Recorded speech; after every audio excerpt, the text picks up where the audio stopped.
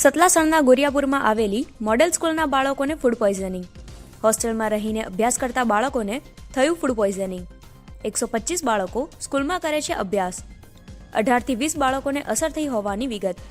અન્ય બાળકોને સામાન્ય અસર.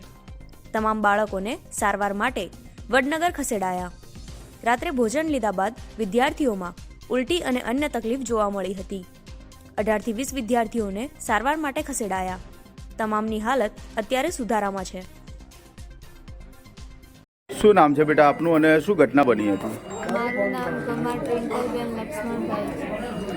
અમે સ્કૂલમાં આજે રજા હતી ગુરુવારે પેલી ક્રિસમસની, તે અમે ક્રિસમસ ઉજાયો. પછી સાંજના 5 વાગે ને બધું ડેકોરેશન કરીને અમે પછી હાજરી પૂરીને પછી જમવા બેઠા. જમીન પછી એની પાછળ અમે ખાવાનું ખાઈને પછી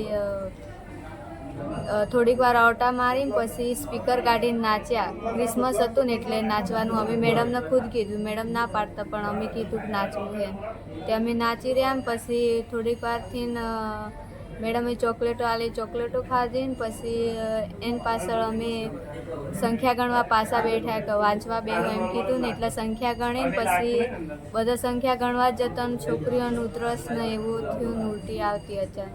કેટલા વાગ્યા હતા રાત્રે બેટા? 9 વાગે એટલે. પછી શિક્ષકોએ શું આગળ કાર્યવાહી કરી? તમને બધાને આવું થયું પછી? શિક્ષકોએ તરત રિક્ષા મંગાવીને તરત અમને પેલા દવાખાનામાં લઈ ગયા. અહીંયા કેટલા વાગે લઈ રહ્યા હતા? અહીંયા અમને લગભગ 10 વાગે એમ્બ્યુલન્સ કરીને 10 વાગે અહીંયા કર્યા બધા.